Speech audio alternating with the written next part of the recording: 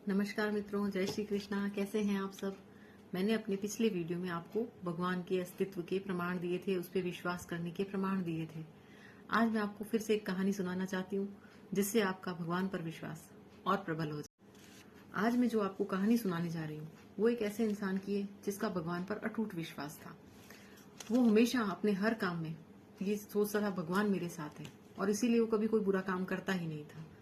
और क्योंकि वो हमेशा सबका भला करता था, उसकी मित्रता सूची भी लंबी थी, उसके परिवार वाले भी उससे खुश थे, वो भी सबसे खुश था।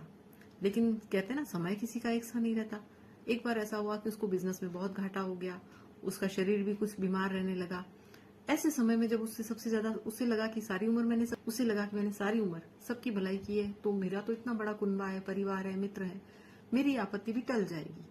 इसलिए वो शांत था, उसे कोई टेंशन नहीं थी। लेकिन धीरे धीरे उसने देखा कि जैसे जैसे विपदा बढ़ती गई, आपत्ति बढ़ती गई, संकट बढ़ते गए, धीरे धीरे उसके मित्र, उसके परिवार सब उससे दूर होते चले गए। उसकी आस्था इतनी प्रबल थी कि जब वो माटी पर चलता था तो पीछे मुड़कर देखता था या अपने पास मुड़कर देखता था तो उसे हमेशा 4 कदमों के निशान दिखते थे। तो उसे ये एहसास पक्का हो गया था कि भगवान हमेशा मेरे साथ है। अब जब विपदा आई, सब धीरे धीरे साथ छोड़ गए, तो उसके मन में ये उम्मीद थी कि नहीं, भगवान ने तो अभी भी मेरा साथ नहीं छोड़ा होगा। तो एक दिन ऐसे ही उदासी में वो समुद्र के किनारे चलने लगा। सोचता, अपनी जीवन यात्रा को सोचता जा रहा था कि मैंने कब कब क्या क्या किया, किस किस ने साथ दिया, अब कौन नहीं है। ऐसे में उसे विचार आया कि भगवान तो मैं सोच रहा हूँ मेरे साथ है। उसने पीछे मुड़कर एज यूजुअल देखा। उसने क्या देखा कि सिर्फ 2 ही पैरों के निशान दिख रहे हैं। उसकी हिम्मत टूटने लगी।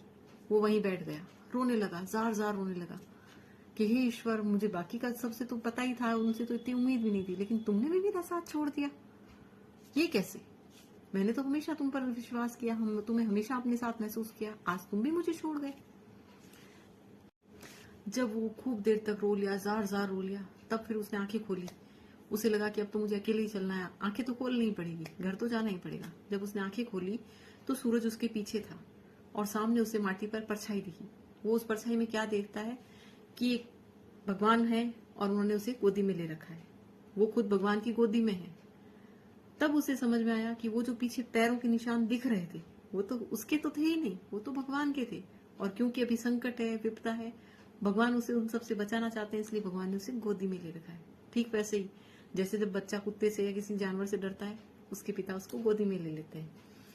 तब फिर वो मुस्कुराया कि देखिए, मैंने गलत समझा कि भगवान ने मेरा साथ छोड़ा है। भगवान ने साथ नहीं छोड़ा। भगवान अब तक मेरे सखा बनकर चल रहे थे, लेकिन आज वो मेरे रक्षक बने हैं। उन्होंने मुझे ऐसी परिस्थिति में, उस परिस्थिति से उठाकर अपनी गोदी में ले लिया और अब सब कुछ सही ही होगा। बस यही वो पल था कि जब उसके मन में जो खोया हुआ विश्वास था वो फिर से जागा। उसने 2 पल और आंखें बंद करके अपने भगवान को शुक्रिया अदा किया और नियति देखिए, भगवान की कृपा देखिए, दूसरे ही दिन से उसका समय बदला। उसके व्यापार में भी जो घाटा हुआ था वो फिर से फायदे की तरफ आने लगा।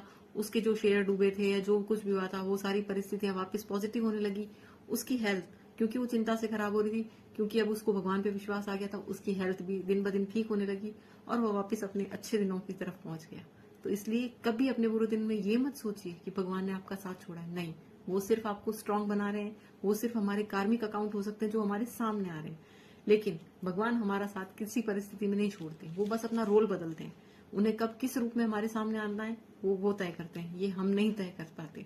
कभी वो हमारे सखा बनकर आते हैं, कभी पिता बनकर आते हैं, कभी रक्षक बन के आते हैं, लेकिन वो रहते हमारे साथ हैं, ये तय है।